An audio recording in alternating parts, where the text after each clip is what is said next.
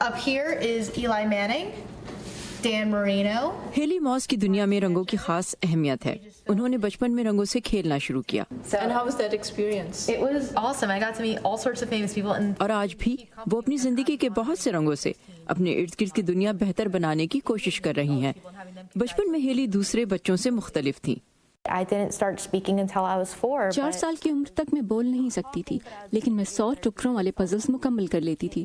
میں بہت روتی اور چیختی تھی، اور کتنی ہی بار ہمیں ریسٹورینٹ سے چلے جانے کے لیے کہا گیا اور لوگ تالیاں بجاتے تھے جب ہمیں جہاز سے اتارا جاتا تھا. ہیلی کو آٹزم ہے. یہ ایک دماغی مرض ہے جس میں انسان کی بات سمجھنے اور سمجھانے کی صلاحیت عام لوگوں جیسی نہیں ہوتی. ڈاکٹرز نے ہیلی کی والدہ کو بتایا کہ ان کی بیٹی کبھی دوست نہیں بنا پائے گی، کبھی بغیر سہارے کے زندگی نہیں گزار سکے گی، اور اگر بہت خوش قسمت ہوئی تو شاید کوئی معمولی نوکری کر پائے. ہیلی کی ماں نے مایوس ہونے کے بجائے اپنی بیٹی کے مرض کو سمجھنے کا فیصلہ کیا. میں جو کچھ بھی اس کے بارے میں جان سکتی تھی میں نے سیکھا، ہر کتاب پڑھی. ایک اسپیچ تھراپسٹ کی مدد اور اپنی محنت سے ہیلی کے والدین نے انہیں بولنے سے لے کر اپنے تمام کام خود کرنا سکھائے، اور یوں ہیلی نے اپنے بارے میں تمام اندازے غلط ثابت کر دیے. وہ امریکہ کی پہلی ایسی وکیل ہیں جس نے خود کو آٹسٹک ڈکلیئر کیا ہے. آٹزم کی وجہ سے میرا دنیا کو دیکھنے کا زاویہ مختلف ہے. بہت سے آٹسٹک بچے اپنے جذبات کے اظہار کے لیے رنگ استعمال کرتے ہیں.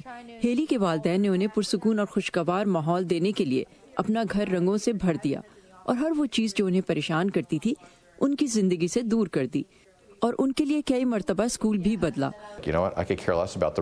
ہمیں دنیا کی پرواہ نہیں تھی، ہمیں اپنی بیٹی کی پرورش کرنا تھی.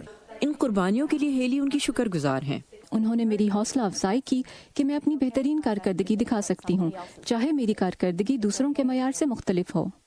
ہیلی کے والدین کے مطابق ہر بچہ مختلف ہے، اور اگر بچے کی صلاحیت کو دیکھتے ہوئے اس کی خاص ضرورت کے مطابق سہولیات، اعتماد اور حوصلہ افزائی دی جائے تو کوئی بھی بچہ کامیاب ہو سکتا ہے.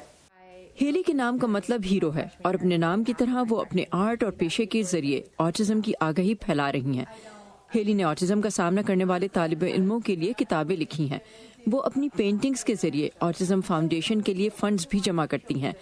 آٹزم سے متاثرہ لوگوں کی زندگی بہتر بنانے کی انہی کوششوں کے لیے انہیں سابق امریکی صدر بل کلنٹن اور اداکارہ جینیفر لوپیز کے ساتھ ایوارڈ بھی دیا گیا.